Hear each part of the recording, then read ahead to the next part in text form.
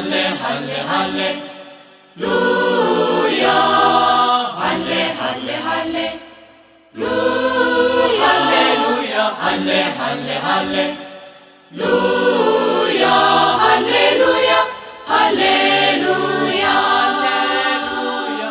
هالي هالي هالي لويا هالي هالي هالي لويا هاليلويا هالي هالي هالي لويا هاليلويا هاليلويا هالي هالي هالي لويا هالي هالي هالي لويا هاليلويا هالي هالي هالي لويا هاليلويا هاليلويا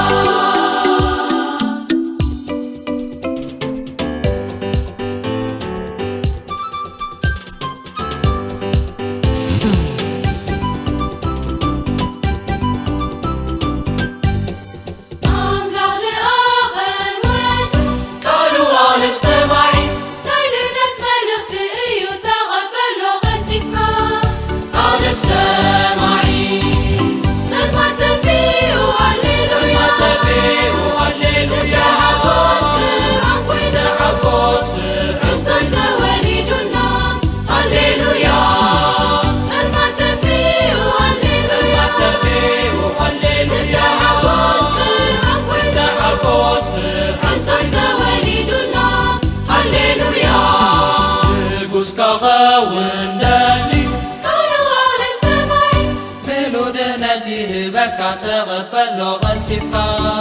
عالم سماعي ترمت فيه هاليلويا تحقق برحصص وليدنا هاليلويا ترمت فيه هاليلويا تحقق برحصص وليدنا هاليلويا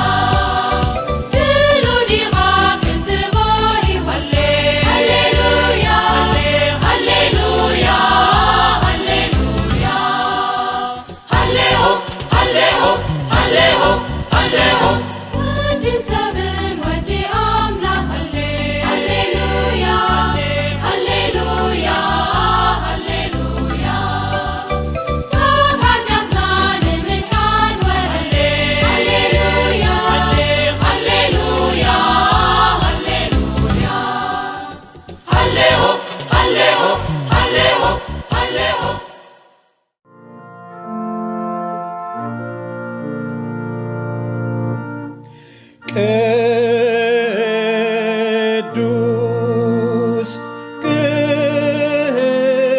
ቅዱስ ቅዱስ ጎይታ ሰራዊት ኩሉ ምድሪ ብኽብረቱ መሊኡ አሉ።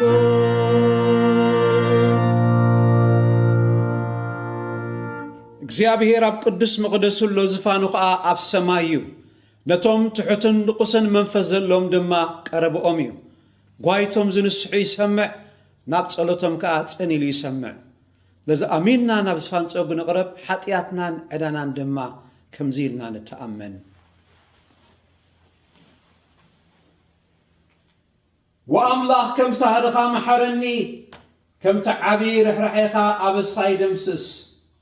ካብ ኣበሳይ ኣጸቢቕካ ሕጸበኒ፣ ካብ ሓጢኣተይ እውን ኣጽርየኒ። ኣነ ኣበሳይ ይፈልጥ ኣለኹ እሞ ሓጢኣተይ ኩሉ ግዜ ኣብ ቅድመይ እዩ። ኣነ ንኣኻ ጥራይ በደልኩ፣ ኣብ ቅድሜኻ እከይ ገበርኩ።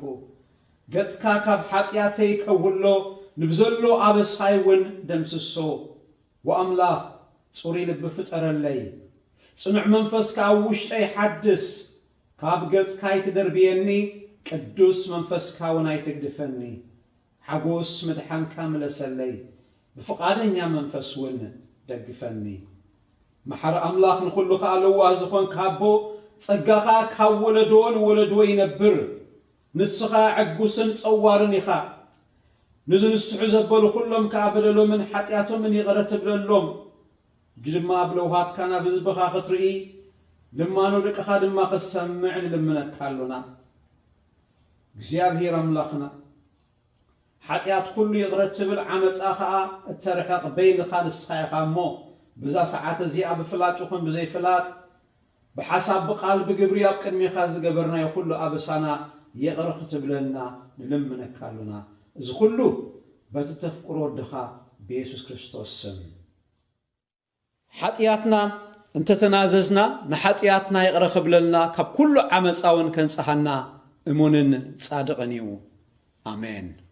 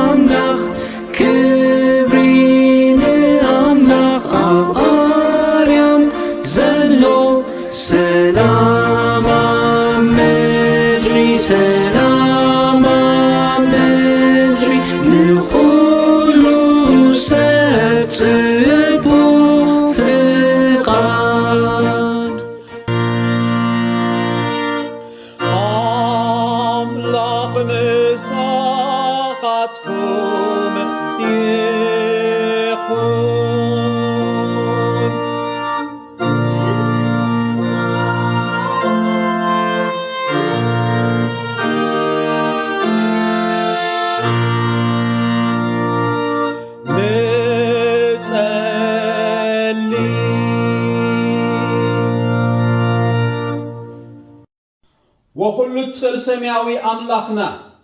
بيسوس كريستوس قويتانا حق زلو وأمنتن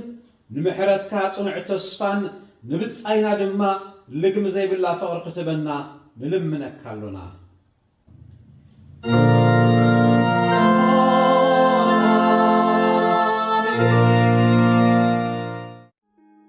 إخم نبي እግዚአብሔር አልዕሉ ናይሎሚ ንባ መጽሐፍ ቅዱስ ካ ስምዑ ናይሎሚ ንባ መጽሐፍ ቅዱስና ካብ ትንቢት ኢሳይያስ መበል ታሽዓይ ምዕራፍ ካብ ፍቕዲ 2 ክሳዕ 7 ዘሎ ክኸውን እዩ ኣብቲ ጽሑፍ ከምዚ ይብል ብስመ መድኃኒትና ኢየሱስ ክርስቶስ ከምብወ እቲ ኣብ ጸልማት ዝመላለስ ህዝቢ ዓብዪ ብርሃን ረአየ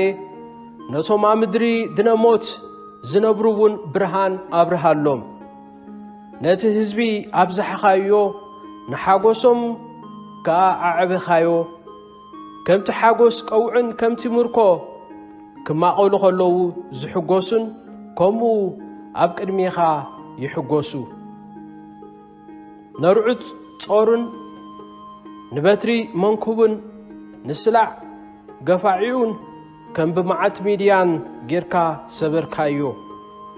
ሰብ ኣብ ውግእ እተዓጥቆ ዘበለ ኣጽዋርን ብደም እተዓለሰ ክዳንን ክነድድ ሓዊ ድማ ክበልዖ እዩ ሕፃን ተወሊዱልና ወዲ ተዋሂቡና እሞ እቲ ግዝኣቱ ኸዓ ኣብ መንኩቡ እዩ ስሙ እውን ግሩም መካር ብርቱዕ ኣምላኽ ኣቦ ዘለኣለም መስፍን ሰላም ክስመዩ ብፍርድን ብጽድቅን ካብ ሕጂ ክሳዕ ዘለኣለም ምእንቲ ከጽንዓን ከቑማንሲ ኣብ ዙፋን ዳዊት መንግሥቱን ዕቤቱን ግዝኣቱን ሰላሙን መወዳእታ የብሉን ቅንኣት እግዚአብሔር ጐይታ ሰራዊት ነዚ ክገብር እዩ እዚ ቃል እግዚአብሔር እዩ አሜን ሕጂ ሓቢርና እምነት ክርስትናና ከምዚ ኢልና ንተኣመን ንሕና ኩሉ ብዝኽእል እግዚአብሔር ኣቦ ፈጣር ሰማይን ምድርን ንኣምን ኣሉና ንሕና ብሓደ ወዲ ብጎይታና ኢየሱስ ክርስቶስ መንፈስ ቅዱስ ተጠንሰ ካብ ማርያም ድንግል ተወልደ ዘበን ጶንጢዮስ ጲላጦስ ሓሳር መከራ ጸገበ እተሰቕለ ዝሞተ እተቐብረ ናብ ሲኦል ዝወረደ ብሳልሰይቲ መዓልቲ ካብ ሙታን ዝተንስአ ናብ ሰማይ ዝዓረገ ኣብ የማንት ኩሉ ዝኽእል እግዚአብሔር ኣቦ ድማ ኮፍ ዝበለ ካብኡ ኸዓ ንህያዋንን ንሙታትን ክፈር ዝምለስ ንኣምን ኣሎና ንሕና መንፈስ ቅዱስ ብሓንቲ ቅድስ ናይ ሐዋርያት ቤተ ክርስቲያን ብሕብረት ቅዱሳን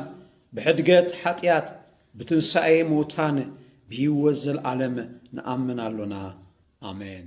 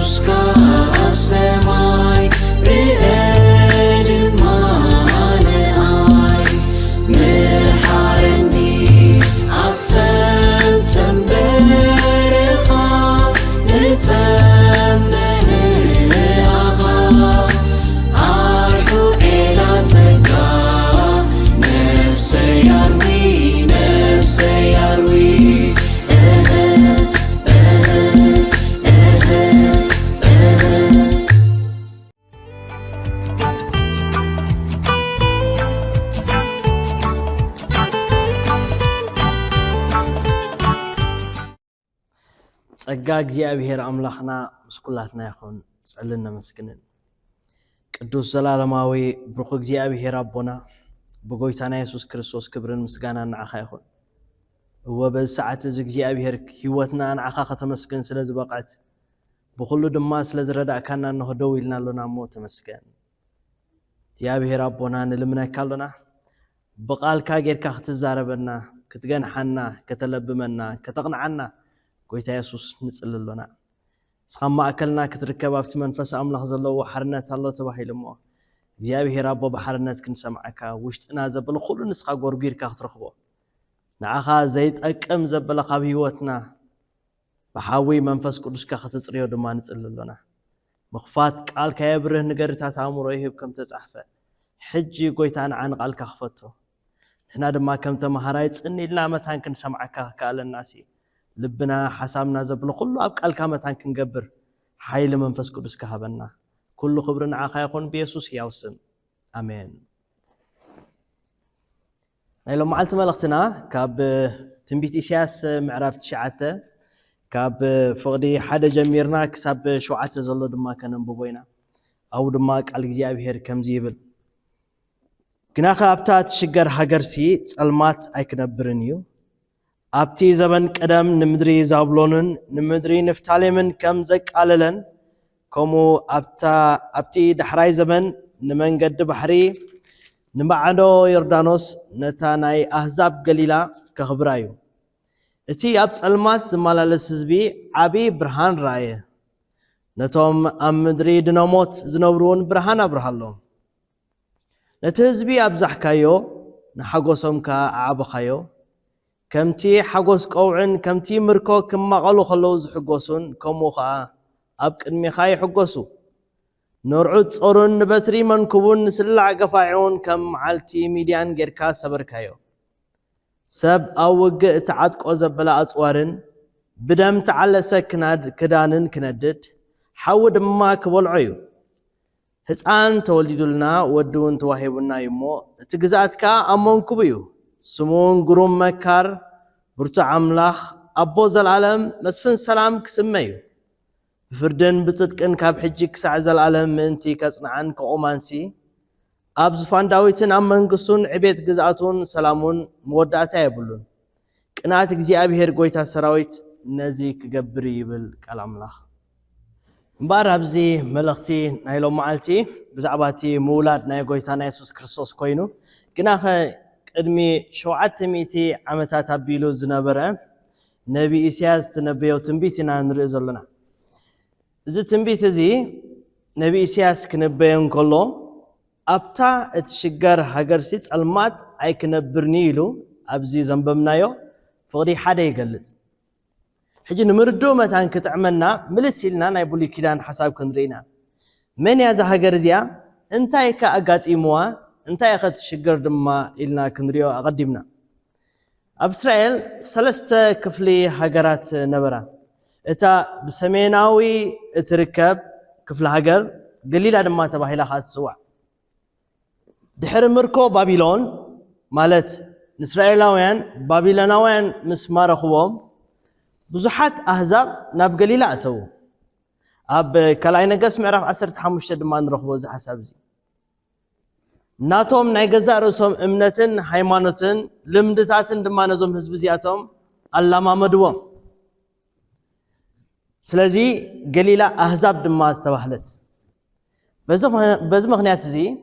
እቶም ኣብ ገሊላ ዝነብሩ ኣይሁድ ቋንቋኦም ሃይማኖቶም ፍልይ ዝበለ ዝነበረ በቶም ካልኦት ኣይሁድ ድማ ዝተናዕቁ ከዓ ነበሩ ደቂ መዛሙርቲ ኢየሱስ ክርስቶስ ድማ ካብ ገሊላ እዮም ዝነበሩ በዚ ምኽንያት እዚኣ ድማ እታ ገረድ ንሐዋርያ ጴጥሮስ ኣብቲ ጎይታ ተታሕዘሉ እዋን ቅርብ ኢላ ንስኻ ምሳታቶም ነርካ ኢኻ ምዝ ሰብኣይ እዚ ነርካ ኢኻ ዘረባኻ ድማ ይምስክረልካ ኣሎ በለቶ ንሱ ግና ኣይፈልጦን ኢሉ ይኽሄዱ ስለዚ እቲ ዘረቦም ካብቲ ካልኦት ህዝቢ ፍልይ ዝበለ ጽይፍ ዝበለ ናይ ኣይሁድ ቋንቋ እዮም ዝጥቀሙ ዝነበሩ ምክንያቱ ቅድም ኢልና ከም ዝበልናዮ ብሰንከቲ ባቢሎናውያን ምግዞም ሶርያውያን ድማ ብምግዞም ነቲ ከባቢ እቲ ኣምልኾም ካ ስለ ዘላማመዶም ልምድታቶም ካ ስለ ዝሓደጉ እቲ ናይ ኣይሁድ እምነት ካ ስለ ዝገደፉ ድማ እዩ ሕጂ እንታይ ኮይናያ እትሽገር ተባህለት እትሽገር ሃገር ተባህለት ወይ ሽግር ከም ዘለዋ ሃገር ተጠቂሳ ዘላ ኣብቲ ነብይ ኢሳያስ ዝነበረሉ ዘበን ንጉስ ኣሃዝ እዩ ነጊሱ ዝነበረ ንጉስ ኣሃዝ ድማ እቲ ዝኸፍአ ንጉስ ድማ ይነሩ ካብ ኣምልኾ እግዚአብሔር ወፂኡ ናብ ናይ ኣቦታቱ እምነት ሓዲጉ ናብ ንበዓል ዘገልግል ዝነበረ ዕጣን ገይሩ ድማ ዝዓጥን ዝነበረ ንኻልኦት ኣማልኽቲ ዝሰግድ ዝነበረ ሰብ ትኻሊ ዝገበሮ ድማ ንደቁ በኣምልኾ ሰይጣናዊ ሓሳብ ወይ ድማ በሓዊ ኣሕሊፉ ሃበኸ ኣይብለና ከም ጽያፍ እቶም እግዚአብሔር ካብ ቅድሚ ደቁ እስራኤል ሰጎጎም ኣሕዛብ ገይሩ ኸዓ ንደቁ ኣብ ሓዊ አንደዶም ይብለና እዚ መስዋዕቲ እዩ መስዋዕቲ ነቲ ሓሳብ ናይ ዲያብሎስ ግዝኣት ናይ ዲያብሎስ መስዋዕቲ ናይ ትኽፉእ መንፈስ ድማ እዚ ንደቁ ከይተረፈ በሓዊ ይሕሊፉ ሃበ ይብለና ኣብ ከመይ ዝበለ ዲቕ ዝበለ ናይ ኣምልኾ ጣዖት ይኣትዩ ሰብዚ 16 ዓመት ድማ ገዚኡ ኣብዛ ሃገር እዚኣ ነቢ ኢሳያስ ብግዜ ንጉስ ኣሃዝ ብዛዕባ ምምጻእ እቲ መሲህ ዝንበ ዘሎ ሕጂ ኣብዚ ምዕራፍ 9 እዚ ኣብ ታሪኽ እቲ ሃገር ጸልማት ዝሰፈነሉ ጸልማት ዝነበረሉ ግዜ ዝነበረ ብኹሉ ብመንፈሳውን በቲ ስጋውን ነገር እግዚአብሔር ድማ ንዓቆ ነዚ ንጉስ እዚ ንጉስ እዚ ነቲ ኣምልኾ እግዚአብሔር ዝነበረ ናብ ካልእ ኣምልኾ ጣዖታት ከዓ ዝቀየረ እቲ ህዝቢ ሕጂ ኣብ ጸልማት ኣትወ ይብለና ነሱ ጸልማትን ብርሃንን ፍልሊ ኣለዎ ብርሃን ኢየሱስ ክርስቶስ ወዲ ኣምላኽ እዩ ጸልማት ድማ ዲያብሎስ እዩ ስለዚ ኣብ ግዜ ጸልማት ብዙሕ ሽግር ኣሎ ኣብ ግዜ ጸልማት ብዙሕ ቃንዛ ኣሎ ኣብ ግዜ ጸልማት ዑረት ዓይንቲ ኣሎ እምበር ሕጂ ኣብዛት ሽገር ሃገር ጸልማት ዝሰፈነ ሃገር ኢሉ ክገልጽ ከሎ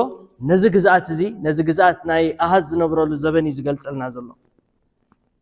ነቶም ኣብ ምድሪ ድነሞት ዝነበሩን ብርሃን ኣብርሃሎም ይብለና ዞም ህዝቢ እዚኣቶም ሕጂ ኣብ ምድሪ ድነሞት ዝነበሩ ይብለና ኢያሱ ነዘን ከተማታት እዚኣተን ህዝቢ እስራኤል ምስ ኣውረሶም ነዛ ገሊላ ግና ፍሉይ ኣቢሉ እዩ ሃኒፅዋ ምክንያቱ እቶም ሕጊ መንግስቲ ዘየኽበሩ ብዘይፍላጥ ድማ ሰብ ዝቐተሉ ዝመንዘሩ ዝኸፍኡ ሰባት ዝተባህሉ ዝዕቀቡላ ከተማታት ስራሕ ካ ስለ ዝተባህለ እዛ ገሊላ እዚኣ ብዙሓት ሰባት ዝነብሩላ እሞ ድማ ተስፋ ዝቆረፁ ኣብ ድነሞት ዘለው ኣብ ጥሜት ዝነብሩ ሰባት ዝነብሩላ ዝነበሩ ዓዲያ ዘገርም ግና ኢየሱስ ክርስቶስ ካብዛ ከተማ እዚኣ ዝመፀ ኣምላኽ ምዃኑ እዩ ኢየሩሳሌም ኢየሱስ ክርስቶስ ተወልደላ ወይ ዝዓበየላ ስፍራ ኣይኮነትን ዓዱ ናዝሬት እያ ዝነበረት ዮሴፍን ማርያምን ኣብ ናዝሬት እዮም ዝነበሩ ናዝሬት ሕጂ ጥቃ ንፍታሌም ትርከብ ዓዲ እያ ኣብ ውሽጢ እቲ ናይ ገሊላ ስፍራ ትርከብ ዓዲ ድማ እያ ኣውራጃ ናይ ገሊላ ዝኾነት እያ ስለዚ እዛ ዓዲ እዚኣ ክንሪኣን ከለና ሕጂ እሳ እውን ከይተረፈት ናይቲ ጸላም ነገር ዝተሓወሰ ዓዲ ኸዓ ስለ ዝኾነት በቲ ጸላም ዝሰፈኖ ቦታ ኸዓ ስለ ዝነበረት ድማ ሕጂ ነዚ ቃል እዚ ዝገልጸልና ዘሎ ኣብ ምድሪ ድነሞት ዝነበሩ ብርሃን ኣብርሃሎም እዩ ዝብለና ዘሎ እዞም ህዝቢ እዚኣቶም ሕጂ ኣብ ድነሞት ኣብ ክፉእ ኩነታት ከም ዝነበሩ ዝገልጸልና ዘሎ ቃል እዩ ንሳ ምስ ሕጂ ኢየሩሳሌም ምስ ንኢየሱስ ክርስቶስ ምስ ነፀገቶ ናብታ እተን ዓቀት ኣብ ባሕሪ ገሊላ ትርከብ ቅፍርናሆም ኣምርሐ ይብለና ቃል እግዚአብሔር ክገልጸልና ከሎ ኣብ ንፍታሌም እዛ ቅፍርናሆም ድማ ኣብ ንፍታሌም ትርከብ ኢየሱስ ክርስቶስ ንቅፍርናሆም ሓንሳእ መበገሲ ዕዩን ምንቅስቃሱን ምስ ገበራ ኣይቀየራን ምክንያቱ መብራህቲ ዝነበራ ዓዲ ኸዓ ስለ ዝነበረት ኣብ ማቴዎስ 4:12 ዝርከብ ክፍሊ ኢየሱስ ማእሰርቲ ዮሐንስ ምስ ሰምዐ ናብ ገሊላ ድሕር በላ ይብለና ናዝሬት ሓዲጉ ድማ ኣብ ወሰን ዛብሎንን ንፍታሌምን ኣብ ጥቓ ባሕሪ ናብ ዘላ ቅፍርናሆም መጺኡ ተቐመጠ እቲ ብነቢ ኢሳያስ ተባህለ ክፍጸም ከምዚ ይብል ይብለና እጂ ትንቢት መታን ክፍጸም ኢየሱስ ክርስቶስ ኣብዛ ዓዲ እዚኣ ተቐመጠ ይብለና ኣበይ ኣብዛ ኣብ ምድሪ ድነሞት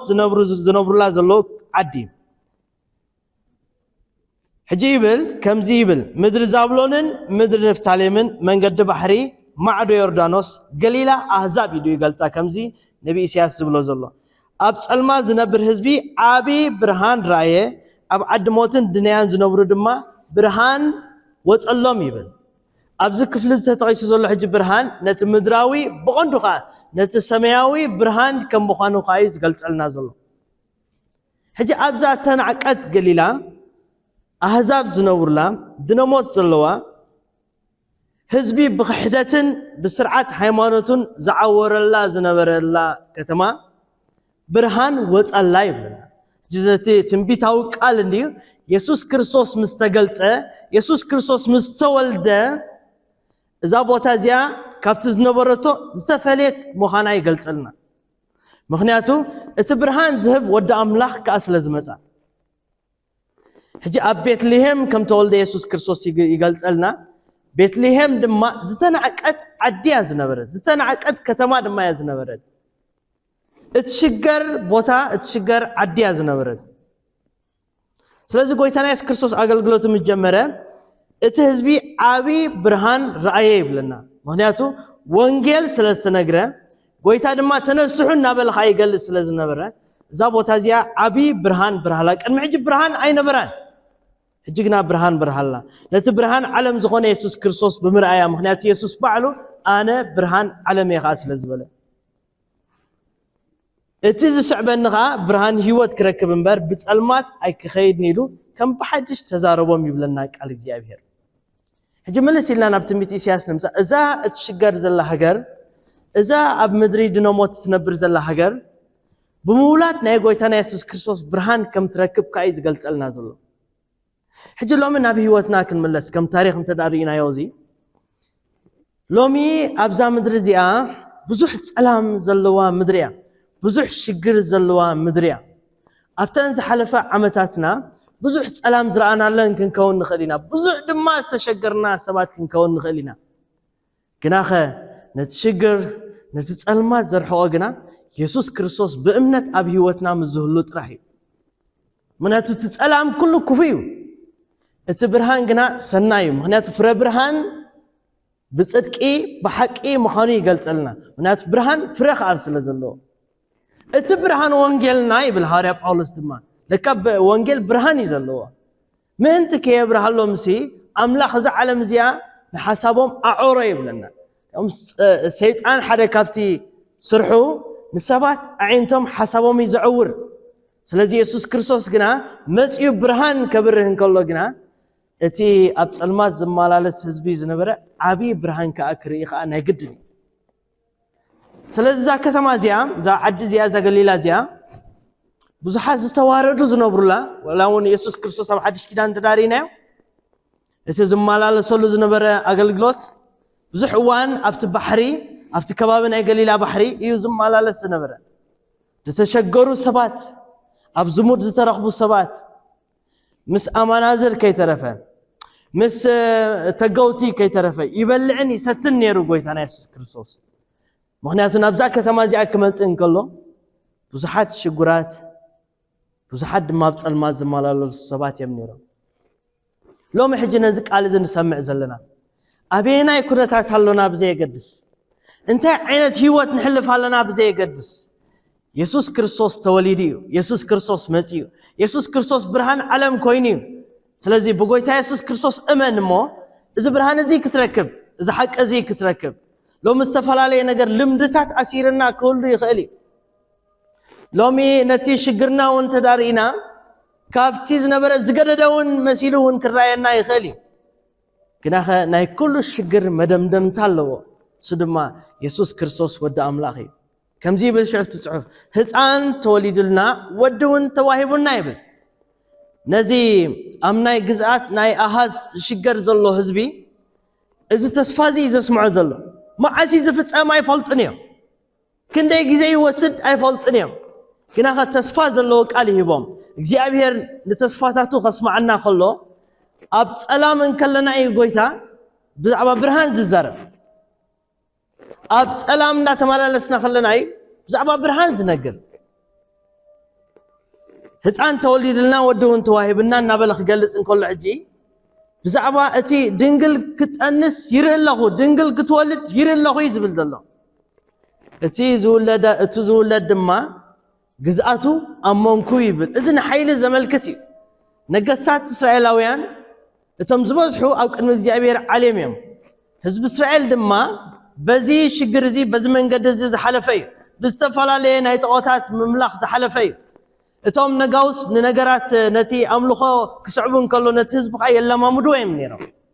ጣዖት እንተዳ ኣሚኑ እቲ ንጉስ ነቲ ህዝቢ ከዓ የለማምዶ ብኡ ነይሩ ሕጂ እዚ ግዝኣት እዚ ሒዞሞ ነይሮም እዚ ሓይሊ ናይ መንግስቲ እዚ ሳቶም ሒዞሞ ነይሮም ሕጂ ግና ኢየሱስ ብምውላዱ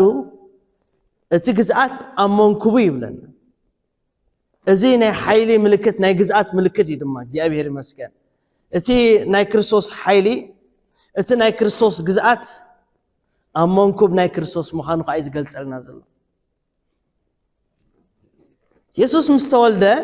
ዓመተ ዓለም እኮ ዓለም ቀይራቶ ቅድሚ ልደተ ክርስቶስን ድሕሪ ልደተ ክርስቶስን ናበለት ዓለም ትገልጽ ኣላ ዘመነ ዓለም ዝነበረ ዘመነ ምሕረት ድማ ተቀይሩ ስለዚ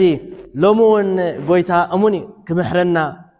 ተስፋታቱ ድማ ኣባና ዝኣተወ ኪዳኑ ድማ ክፍጽመልና ኢየሱስ ሎሙ እሙን ኣብዚ ሓድሽ ዓመትን ልደትን ናይ ጎይታና ኢየሱስ ክርስቶስ እምበር ሎሚ ነዚ ጸልማትና ቀንጢጡ ብርሃን ከልብሰና ዝኽእል ኢየሱስ ክርስቶስ ወዲ ኣምላኽ ኣሎና እዚ ዓለም እዚኣ ብዝተፈላለየ ጸልማት መሊኣ ጎይታ ካብቲ ዝነበረሉ ግዜ ደቂ መዛሙርቲ ካብ ክፉእ ክትሕልዎም ዳእምበር ካብ ዓለም ከተውጾም ኣይኮንኩን ዝጽሊ ዘለኹ ኢሉ ካብ ክፉእ መታን ክንሕሎ ኢየሱስ ክርስቶስ ይጽሊ ካብ ክፉእ መታን ክንወጽእ ኢየሱስ ክርስቶስ ይጽሊ ከም ዝነበረ ቃል እግዚአብሔር እዩ ዝነግረና ዘሎ ሕጂ ካብ ዓለም ካብዛ ንነብረላ ዘለና ዓለም ክንወጽእ ኣይንኽእልና ግና ካብቲ ክፉእ ተሓሊና መታን ክንነብር ግና ኢየሱስ ሎሚ ልብኹም ሃቡኒ ይብል ኣሎ እሞ ልብና ኩሉ ንእግዚአብሔር ክንህቦ ይግባአና እዩ ሽዑ ይብል እቲ ጽሑፍ ግሩም መካር ብርቱ ኣምላኽ ኣቦ ዘለዓለም መስፍን ሰላም ድማ ክስመ ይብል እዚ ስም ናይ ጎይታና ኢየሱስ ክርስቶስ እዩ ብርቱ ኣምላኽ ክስመ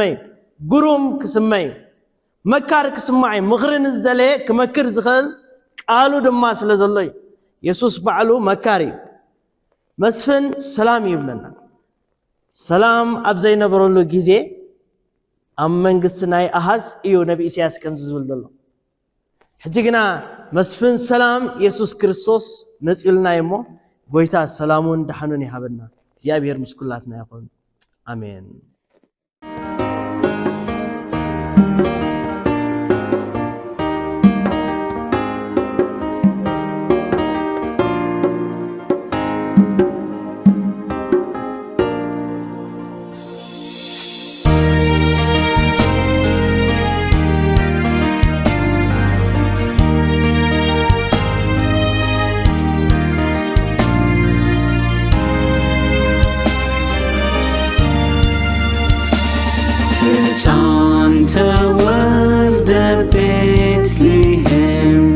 Bethlehem تحققي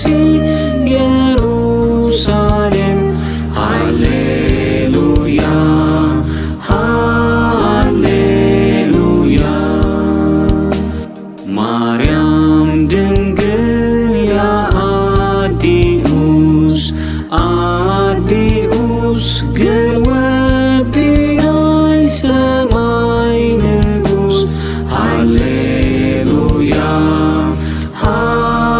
هاليلويا أمبلع ما تنبيرو نبيرو ملاختي قم ودسولو هاليلويا هاليلويا سبوت طباب وسوئلو سوئلو ورق عطان كربان هابو هاليلويا هاليلويا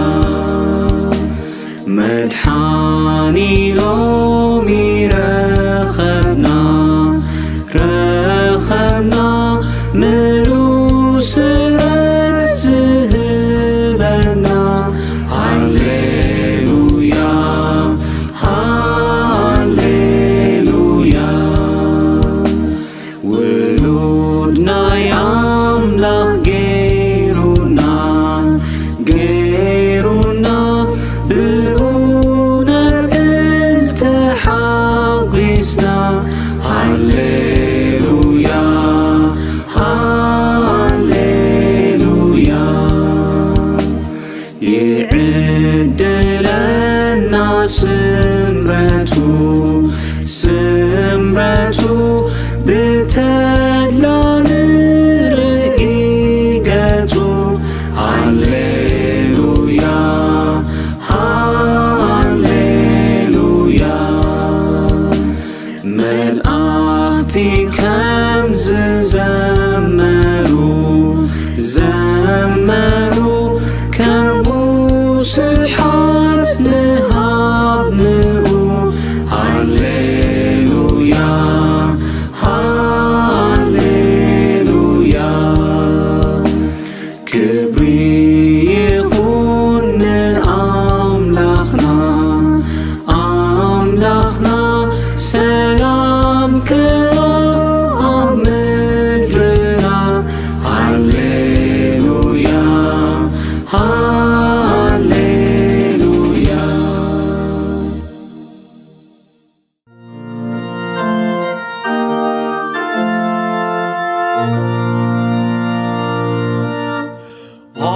አምላኽ ንስሓትኩም ይኹን።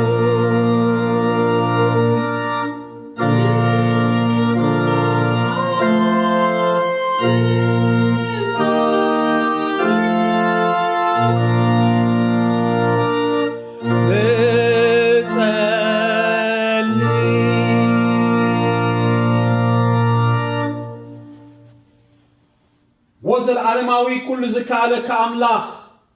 ናይ ኩሉ ፈጣርን ሓላውን ናባኻ ንምህለል ኣሎና ስለ ኢየሱስ ክርስቶስ ኢልካ መሓረና ሓጢኣትና እውን ኣይትዘክር ብመንፈስ ቅዱስካ ቅድሰናን ንገሰናን ከም ቃልካ ብቅዱስ ኣካይዳ ክንመላለስ ብጸጋኻ ርድኣና ንቤተ ክርስቲያንካ ብቃልካን ብቅዱሳት ምስጢራትካ ኣክባ ኣጽንዓያ ሓልዋ نتوم بتسلماتن موتن عرتن تأثيرهم ذلو كل مهزاب كامحرم برهانن هيوتن كرخبو هزل حنس أجخا بونجيل حبهم نخدسن كان نخبرت نيلكا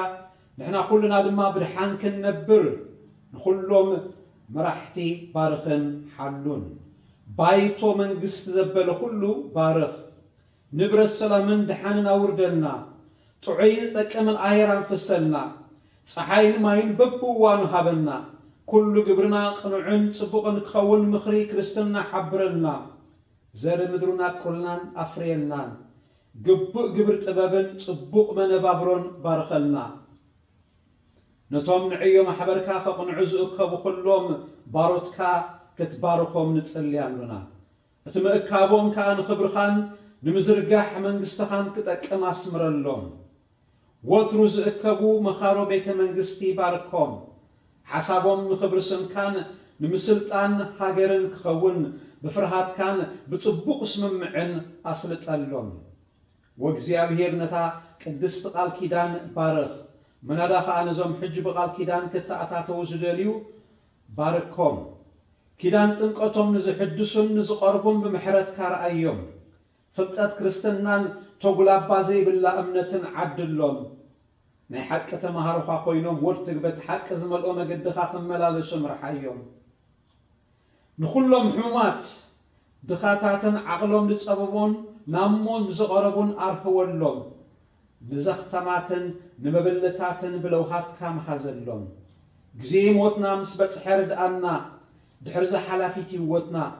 ብጎይታናን መድሓኒናን ብኢየሱስ ክርስቶስ ናይ ዘለዓለም ብጽና ኣማቐለና ኣሜን ሓቢርና ንጸሊ ከምቲ ጎይታ ዝመሃረና ከምዚ ኢልና ኣብ ሰማያት እትነብር ኣቦና ስምካ ይቀደስ መንግሥትኻ ትምጻእ ፈቓድካ ከምቲ ኣብ ሰማይ ከምኡ ከዓ ኣብ ምድሪ ይኹን ናይ ዕለት እንጀራና ሎሚ ሃበና نحنا نزبدلنا خمس حدقنا له بدلنا حدقنا كاب فواد حننا مبرافتنا يتأتونا من قستن حايلن كبرن نزل عالمنا تخيمو آمين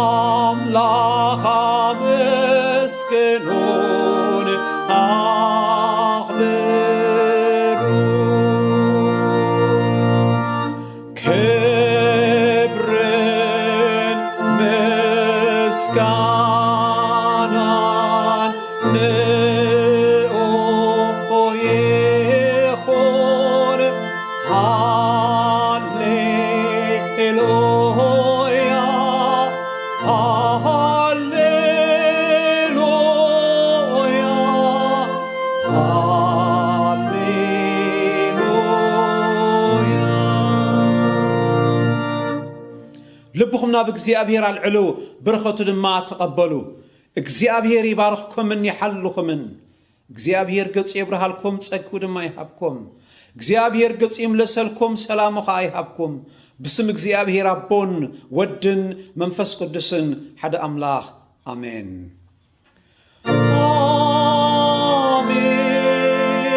አሜን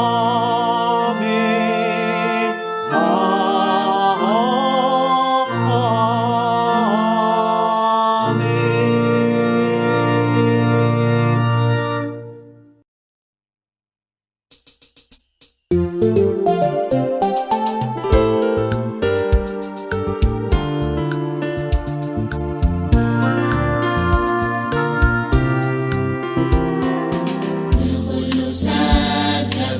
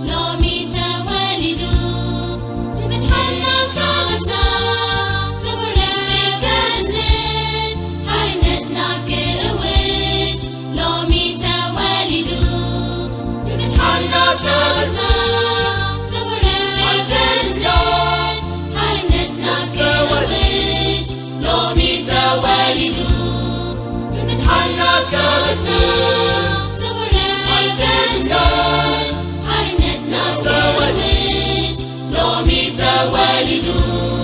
بمتحنا كوسر